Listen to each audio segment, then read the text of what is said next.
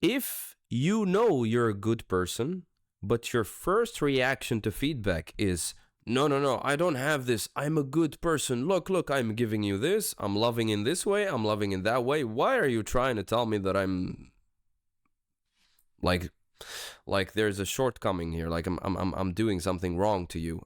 Look at what I'm doing. I'm doing this, and this is some form of good person kind of gaslighting, right? I'm doing this for you. I love you.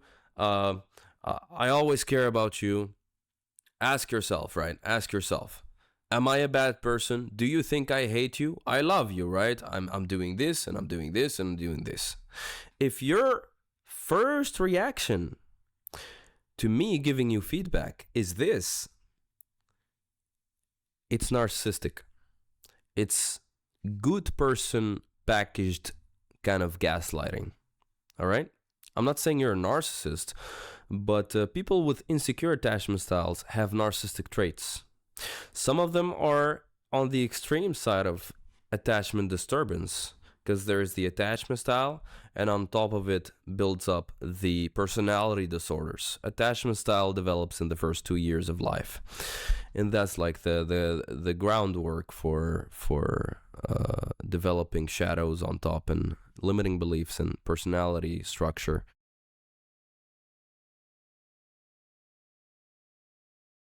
Hello guys, how's it going? It's Shadi again, back to you with another video.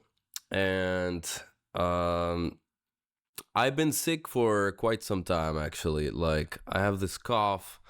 I couldn't find a way to fix it. I don't know what's going on, but so I had to make these videos. So and I really like making videos for you guys. So I was like, okay, let's make the video, and maybe you guys are gonna see some cuts.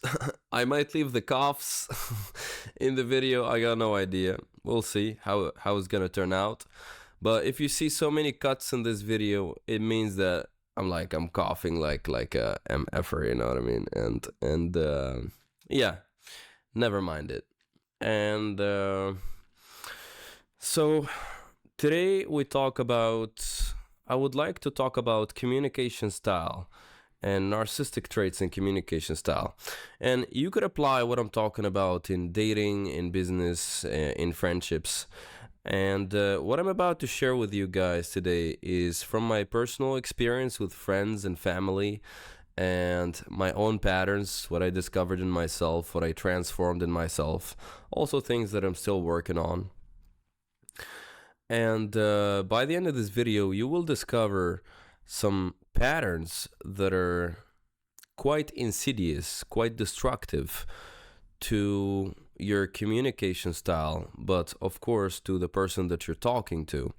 And this can make you lose friends. This can leave people leaving conversations with you feeling invalidated, maybe even confused, or that you just don't like them, pretty much. And truth of the matter is, people like to be validated. People like to feel that you understand what they're saying and that you see value in what they're saying. Okay. And I'm not saying here that you need to validate even something that you think sounds completely ridiculous. Okay. I'm also not saying that you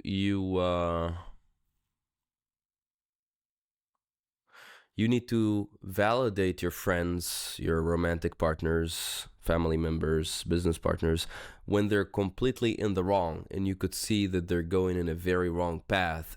And especially when you yourself, you tried that path and then it didn't work for you, or that thing, or you had that specific behavior and it just didn't work out, and it made you waste years of your life, and you're trying to save the person, right? You have a good intention in giving that kind of feedback or criticism, right? So the first thing that I wanted to start with, I have some notes here I wouldn't say notes, but they're like bullet points to remember what I'm about to talk about today. But actually, I'm freestyling now, and there are some new ideas coming up. And one of these ideas is me and you and everybody else around you. It's especially as an adult, right? Especially as an adult, a young adult or an adult, the personality has already been formed to some extent. Your beliefs about the world, especially if you're like over 25, over 25, over 27, something like that. Like, it's I think it's always going to be difficult for 90% of the people that you're going to meet, maybe 95%, to be able to reflect on their views and receive critical feedback from you, even if you are right, even if you're right. And you yourself and me as well, I think it's difficult to receive feedback. It's difficult to receive criticism. It's very difficult for the ego in general to be like, yeah, I think this person is right. I do have this dysfunctional behavior that I have to just reflect on. And the reason for this is because the person, or you yourself, you've been living like that for years. And now I come up to you and I tell you, you're wrong. You should change the way you live. And for most people, even if it's a dysfunctional pattern, many dysfunctional patterns serve people. Just look at narcissists and psychopaths, right? They get away with all kinds of stuff, and it's dysfunctional, but they still get their way, you know? They still exploit people, use people, and they just benefit from it and they move on, you know? Some of them get caught, but many of them don't. So this is what I'm talking about here. Even if it's not a dysfunctional pattern or a dysfunctional viewpoint, your friends, your family, your romantic partners, you yourself, me, we're always going to have difficulty to receive feedback. Again, it depends on where you're at on the spiral. It depends on where you're at in terms of level of consciousness. But I would say maybe 5 to 10% of the people that you're going to come across, or even less, will be able to immediately self-reflect without being defensive. Because you can try it out. You have 10 friends, give feedback about their behavior.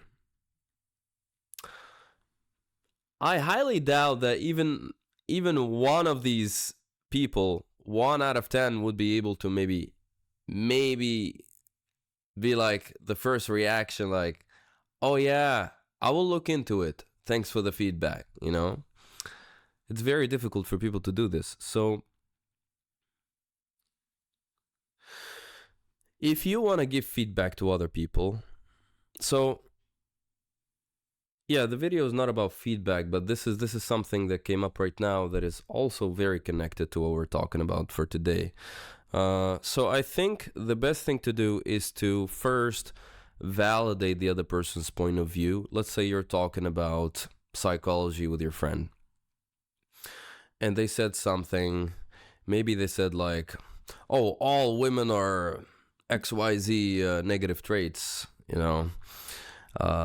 All women are this, that, the other, or all men are a-holes and crazy, and you know.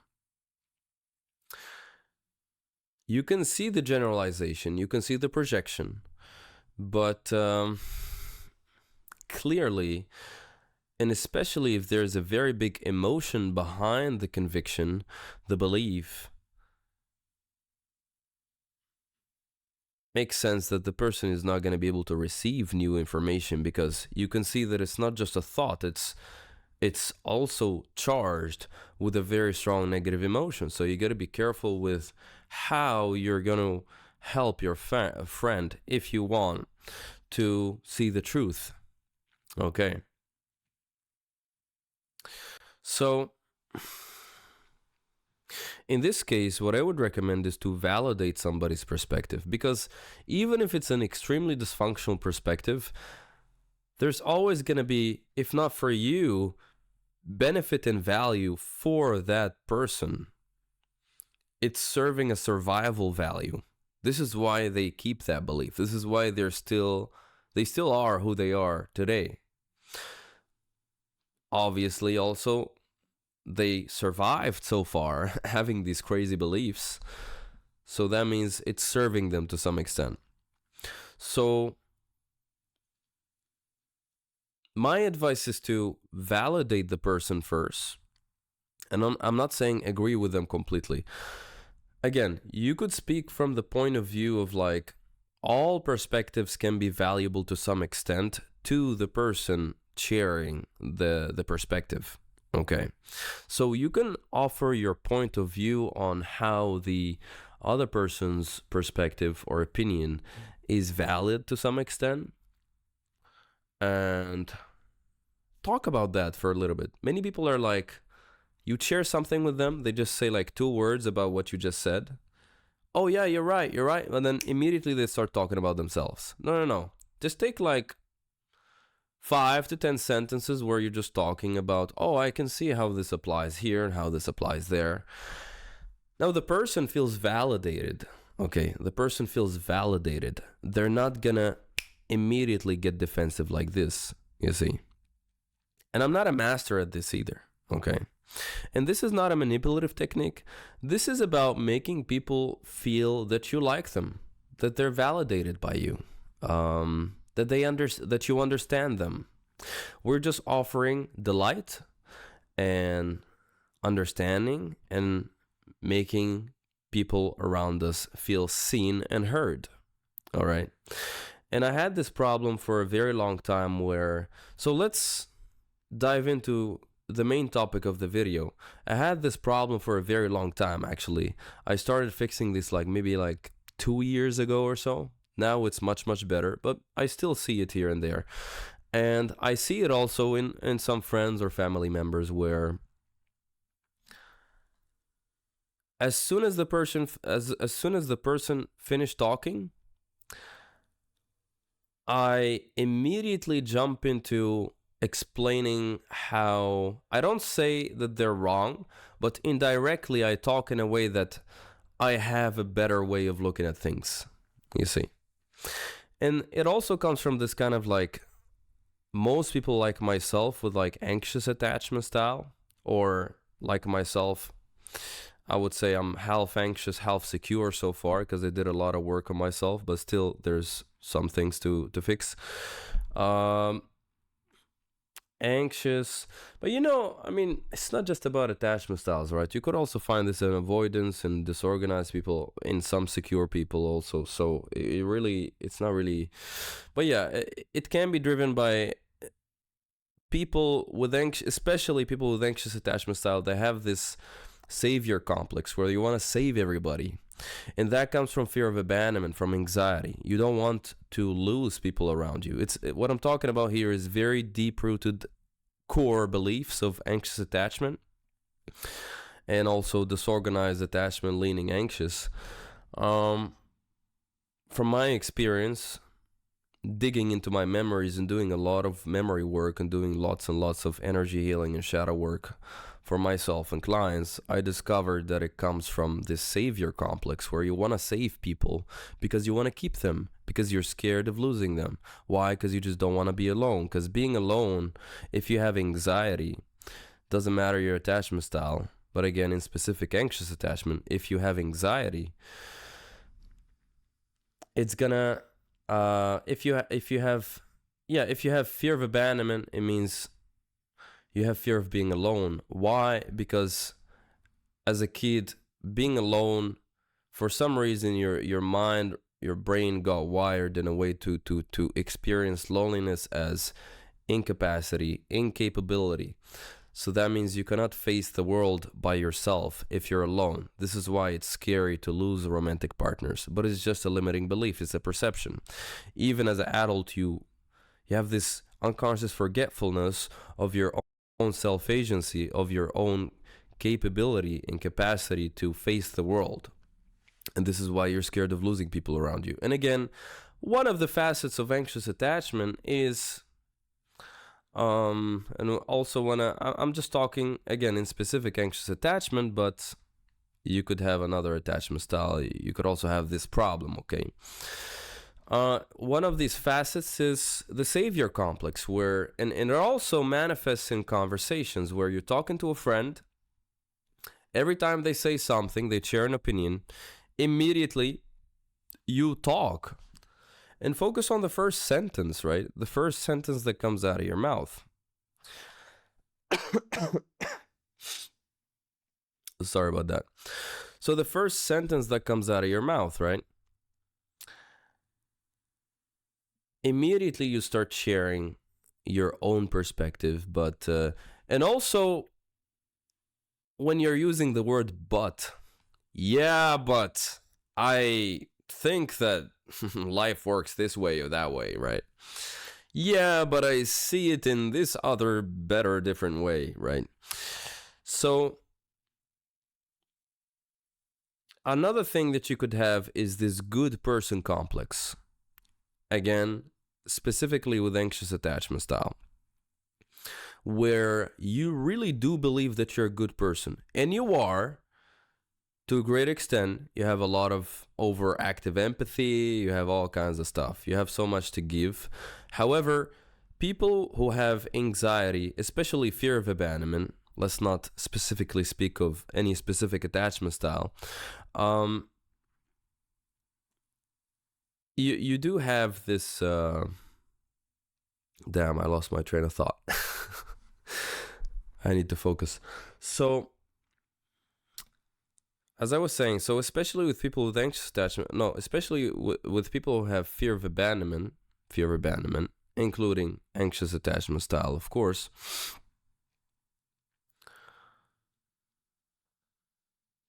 it can manifest as this savior complex where you want to save the other person from their opinion so that you don't end up losing them, right? I already said this. So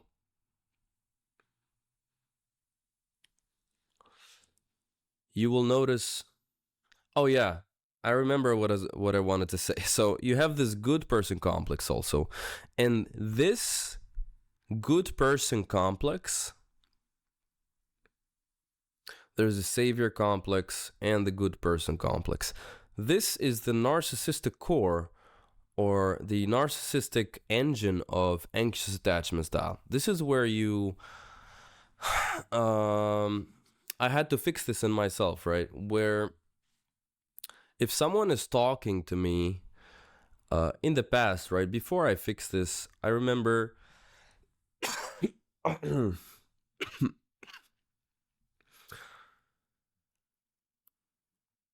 I remember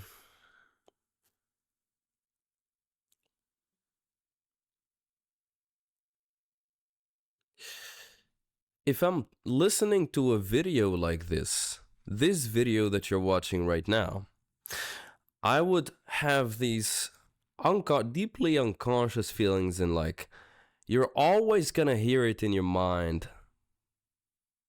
Oh, he's not talking about me. I'm a good person. I'm a good person. I know I'm a good person.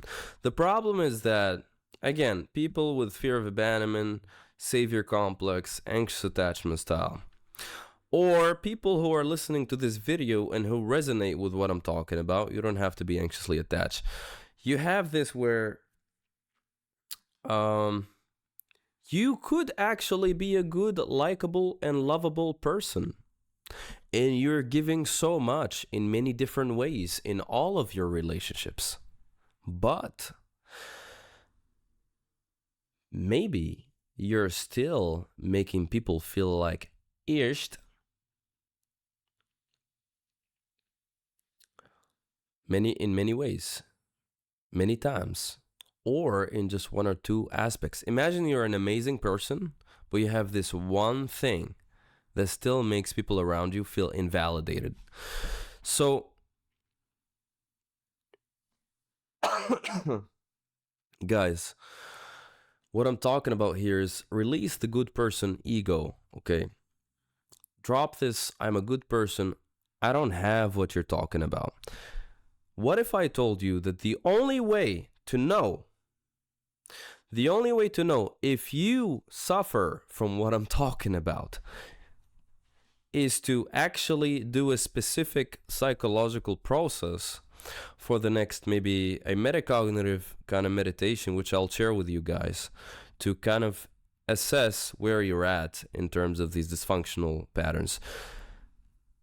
Most people who believe they're good people have this defensiveness where, oh, no, I don't have this. I'm a good person. I know I'm a good person. I give so much. Yes, you do. But maybe you still have dysfunctional patterns. If you know you're a good person, but your first reaction to feedback is, no, I don't have this. I'm a good person. Look, I'm giving you this. I'm loving in this way. I'm loving in that way. Why are you trying to tell me that I'm like there's a shortcoming here? Like I'm doing something wrong to you. Look at what I'm doing. I'm doing this, and this is some form of good person kind of gaslighting, right? I'm doing this for you. I love you. I always care about you. Ask yourself, right? Ask yourself, am I a bad person? Do you think I hate you? I love you, right? I'm doing this and I'm doing this and I'm doing this. If your first reaction to me giving you feedback is this, it's narcissistic.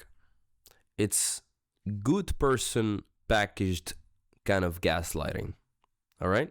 I'm not saying you're a narcissist, but people with insecure attachment styles have narcissistic traits. Some of them are on the extreme side of attachment disturbance, because there is the attachment style, and on top of it builds up the personality disorders. Attachment style develops in the first 2 years of life, and that's like the groundwork for developing shadows on top and limiting beliefs and personality structure. So if you're the person that I'm talking about,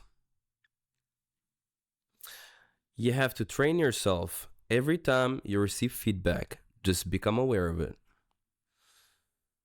and reflect and tell the person, okay, thank you so much, I'll think about it. Or in the moment, try to ask the person more questions about their criticism or their feedback. Ask them to tell you more. Maybe they're right. Especially if you're getting the same feedback from different people. However, even if you're getting feedback from one person,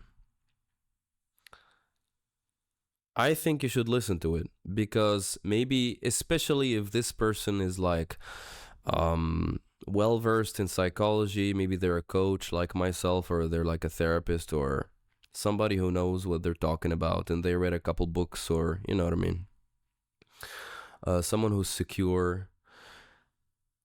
Check, assess, gauge the person's level of consciousness. Do they have successful relationships? Are they a likable person also? Do they have many good friends, many close connections? Are they capable of keeping connections? That's how you know if you should listen to that kind of feedback or not. But in general, just take any kind of feedback and just self-reflect. Okay, self-reflect. Now, I would say, even me saying all of this, still your good person narcissistic engine will deflect all of this. So let me tell you something. What if I tell you that the only way to know if you have these patterns is to... Let me check my bullet point here. Yeah, so do some kind of a daily process. I wrote here, like, do the following on a daily basis for like a week or so. It's like a metacognitive meditation where after meeting people, sit in meditation, close your eyes, and examine the moments in which you were receiving feedback.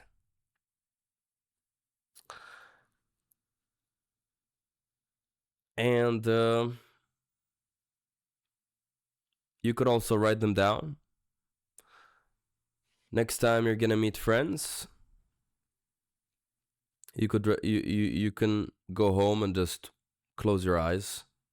You could also write it down and just close your eyes and get into that memory again and examine, how do you talk to people? How do you receive other people's opinions? So we talked about two things so far, right?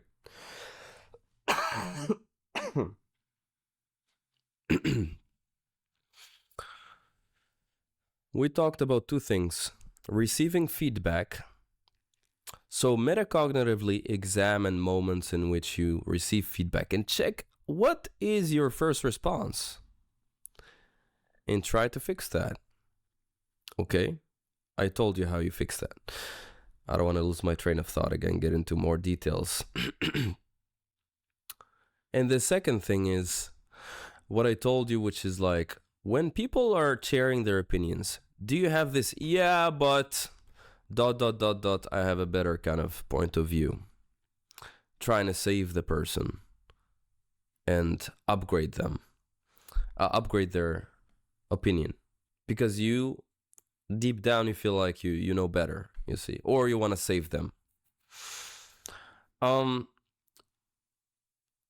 Yeah, I'll go through the rest of it. I have some other bullet points here, but yeah, I don't need them anyways. But yeah, I think I'm doing justice to this video so far. So what else?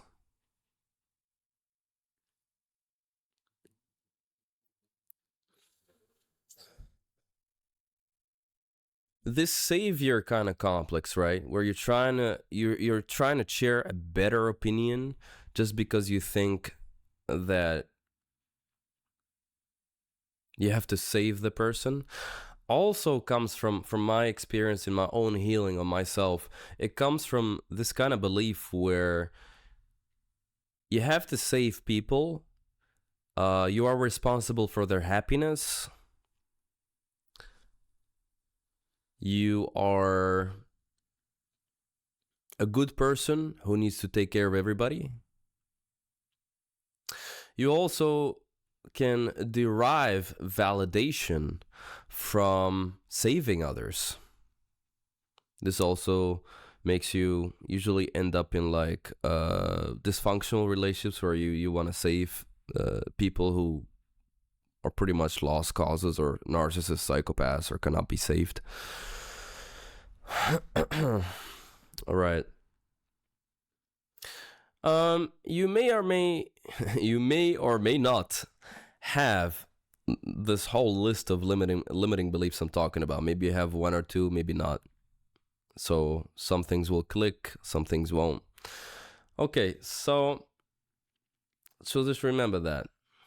Now let's focus on this like, yeah, but kind of pattern, right? Yeah, but I know better. So what do I have here? Analyze response. How do you respond? What's the main pattern? Yeah. So check how you receive feedback. I think you're not gonna get that much feedback from most people for a very long time, especially from your closest friends. So the main thing that you should be working on is, how do you respond when other people and friends, other people are in general are like sharing their thoughts and opinions with you? Okay. How is your mind responding to what I'm saying here? Do you hear your mind telling you, oh, he's not talking about me. I'm not this shitty kind of person who has problems that need to be fixed.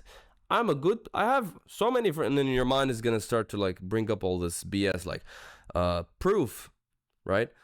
Like, oh, I don't have what he's talking about because, yeah, yesterday I don't know, I paid extra for like a meal for a friend, and I helped my other friend out yesterday with some breakup, or I don't know, like I gave money to this homeless person yesterday. This is why Shadi from The Journey is talking BS here. He's not talking about me. I'm just enjoying this video right now for fun. So if you if you hear your brain talking like this is the sign that you need to do this exercise. So again, so you could do it for like a week or two. And if you find that you could also do it for like longer, I would recommend a month, where you next time plan it, right? You could put it in your schedule or whatever. You're gonna meet some friends. Okay, after I meet my friends, I'm gonna do this meditation that Shadi told me about, which is sit down and jump to the second when you're talking, sharing ideas about a specific topic. It could be relationships or whatever with your friends or romantic partner. And jump to the moment when, or moments when your friend is talking, and and they're sharing their opinion, how do you respond? Yeah, but I think I have a better opinion, ... Are you trying to save them? Why? Right? So you could play around with this. And if you notice that you have this pattern, then fix it, right? The problem with this pattern also is that, again, metacognitively, let's play around with it. Right? This is part of my coaching, right? This is what I do with clients many times to help them snap out of different kinds of patterns. But we could do this together also in this video. Just as a small, simple exercise. Nothing too advanced. Imagine, now that you see the pattern, now you could add this into your meditation, where the next step is, imagine that you are your friend, you exit your body, you become the other person, friend, romantic partner, whomever, and imagine receiving your response. So you are the friend, you shared your opinion, the other person is you responding with, but yeah, I have a better opinion, ... As the friend, you ask yourself now, the next step is, how does this make me feel? Do I feel good around this person? Every time I try to talk to them about something or share something, they're always just like,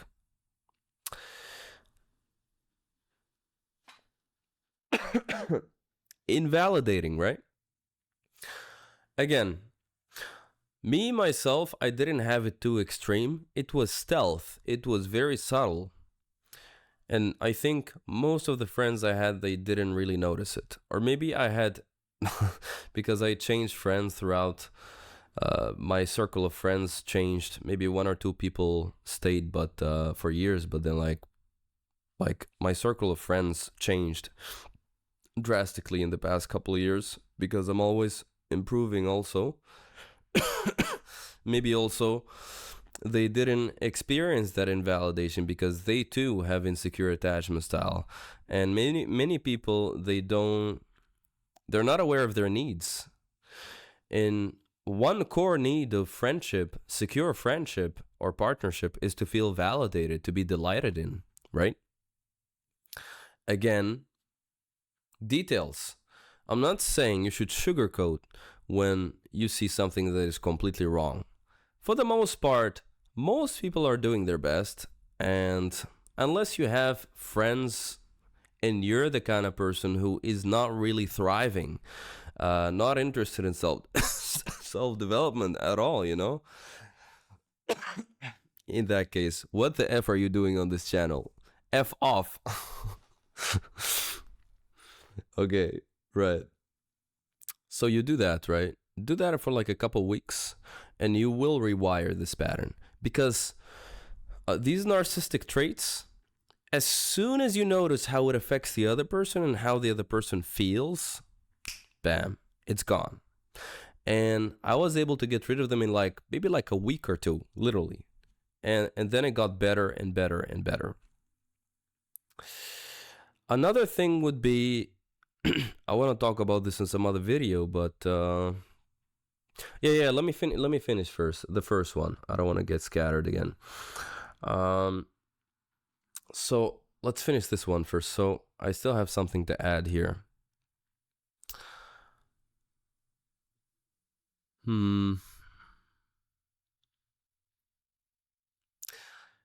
Again, it doesn't mean that if you see that your partner, your friend is completely lost, that you shouldn't save them. You shouldn't tell them what's wrong. No, you should. So everything that I'm saying here needs to be taken in a flexible manner. Sometimes it is important to even shout at somebody because they're doing something that is so detrimental to their health or their brain, and they just can't see it. And the only way to make them see it is to yell at them, like literally. And that's something secure based on that specific context. It depends. So I'm not saying here you should sugarcoat everything, you should validate everything. What I'm saying here is, in general, if you're talking with someone about something simple like a topic, like, I don't know, like whatever kind of topics that you're talking about with your people,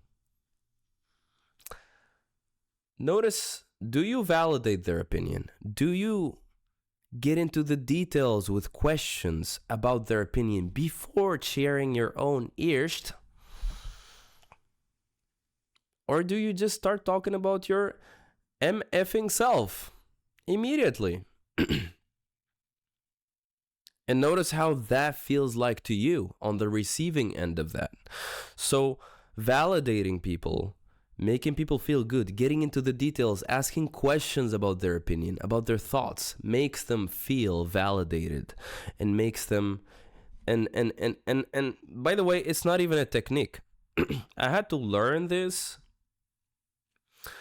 It's not like I wasn't doing it. I was doing it to some extent, but 70% of my communication was governed by this, like, giving, like, trying to save people, right?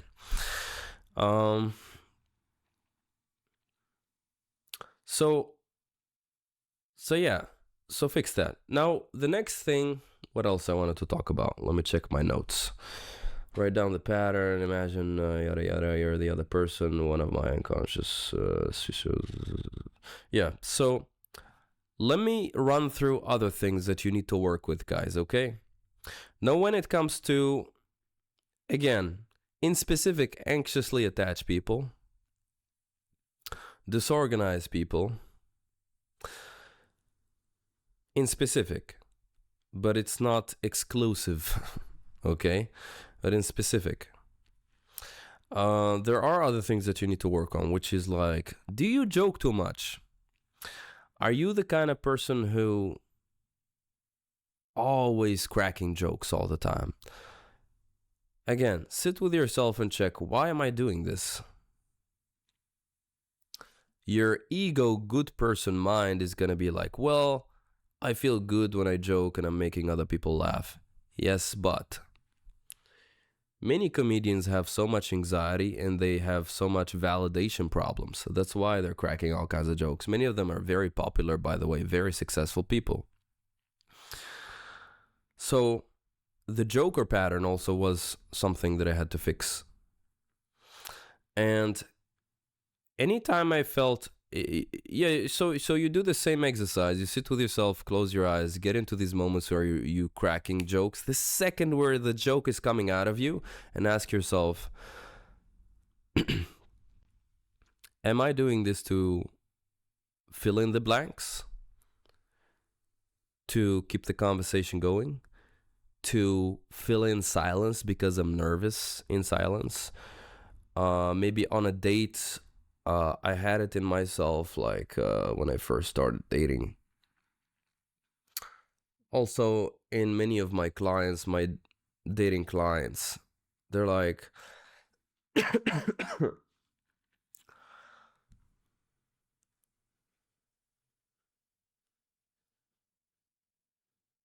because sexual energy is very slow, right? Sexual intent is slow. The moment when you need to kiss or you gotta take the girl home, you're too nervous because you have sexual shame. You see, there's all kinds of, we need to talk about this in different videos. So grab drop a comment if you want me to talk about all this stuff in detail. But if you have sexual shame, then it can express itself in different ways.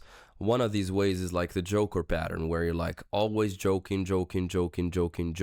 Maybe you get laid sometimes, maybe not, but It's also because you feel nervous to slow down and look at the other person with a sexual kind of intent and express your sexuality. Ask her to come home with you. Ask for her number, you see?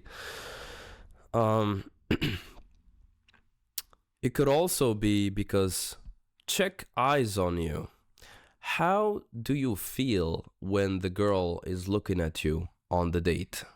Or as soon as you say hi to this person on a date, or as soon as you approach a woman, how does her eyes on you, being seen, make you feel? Do you feel nervous? Do you need to joke it out? Or joke your way through the anxiety of being seen? Because I did have it in myself and clients where I had many clients who had this pattern also, like they're like... they need to blow off steam with jokes, you know, there's a lot of anxiety. Being seen triggered because they have these parts of themselves that they still believe unconsciously that are not good enough. Parts of yourself that you still hate. If you hate your anger, you hate your shame, you hate your sadness, you hate your negative emotions, you will develop different kinds of coping mechanisms. One of them is maybe like lying. All the time lying, like a narcissistic pattern where you're like always lying yourself into somebody else's pants in bed. Because, yeah, so, or the Joker pattern, right? It's the same thing. What else do you need to think about? I'll think about other things and maybe make another video, guys. But yeah, so...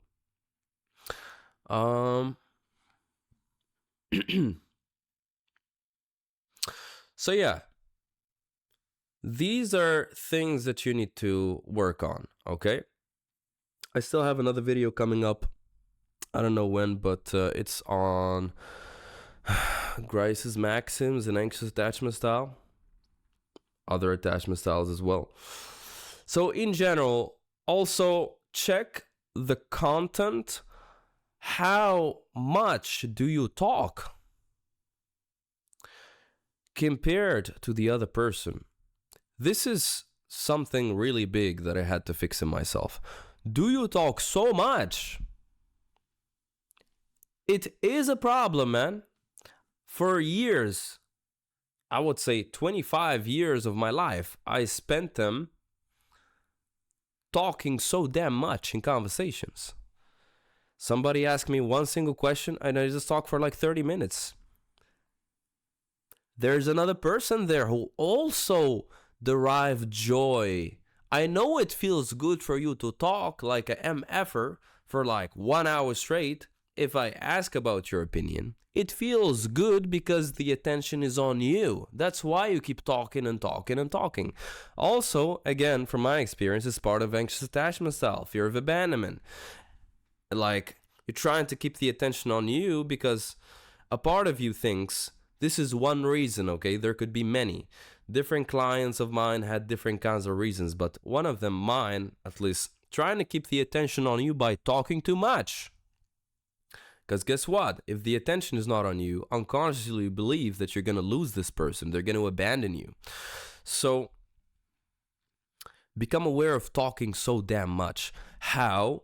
No, not by asking yourself in a lazy way. You don't want to do the work. You just watch this video and you're like, do I have this or not? I think I don't have this. I'm a good person. No, you're never going to fix this if you do that. I'm telling you, the only way to fix this is to actually do the work. I'm giving you an inner work process here, a metacognitive process where it's going to help you to fix it, to become aware of it, and to fix it, and to change it. Why do you need to change this? Well, you make people feel good also next to you. You're not an annoying ishti person, right? And you get to keep secure people. You get to keep good people around you, okay? You get to attract more secure, more loving people into your life, right?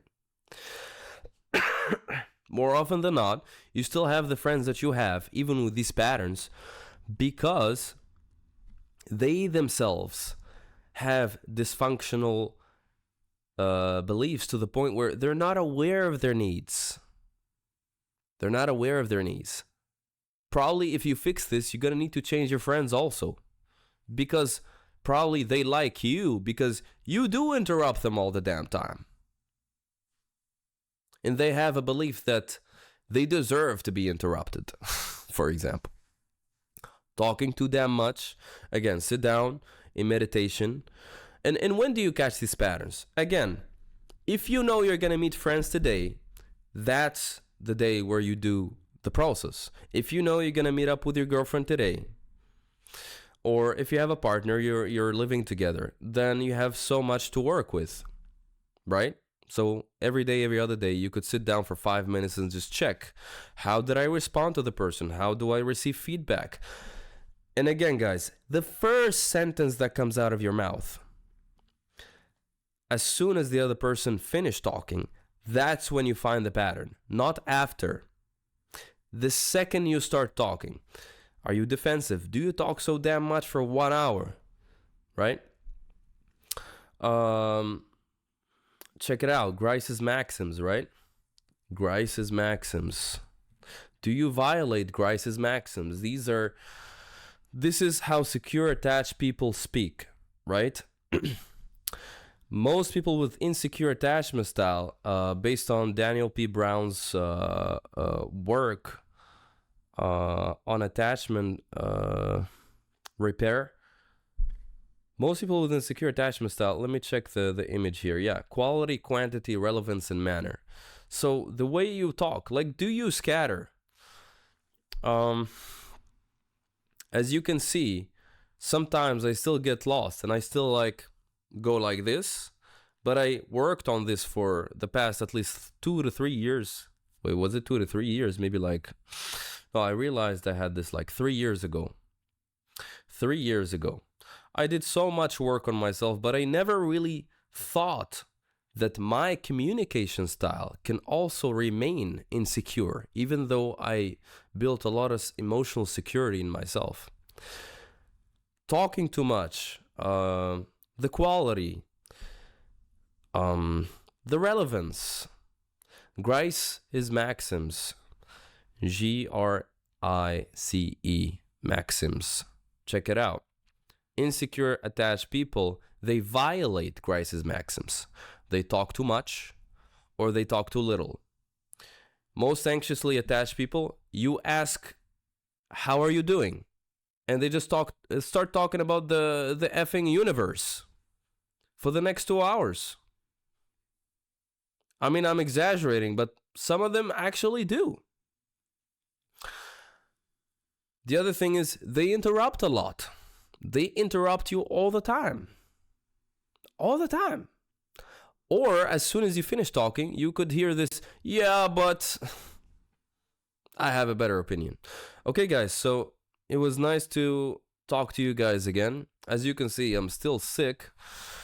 I got better in the past month, but I still have this cough and I'm going in and out of like maybe some fever. I don't know what's going on, man, but I start taking some herbs and let's see. I don't like doctors, man, but taking some ginger, some garlic pills, all kinds of stuff. I have a friend of mine also, he gave me, he's a friend, he's a coach also. He gave me, I don't know, was this like some weird Hungarian herbs, like some tinctures and drops and stuff, so maybe it's gonna work out. I'll say thanks to Shay in this video. Thank you, Shay, for the herbs. I hope I fix my cough with this one.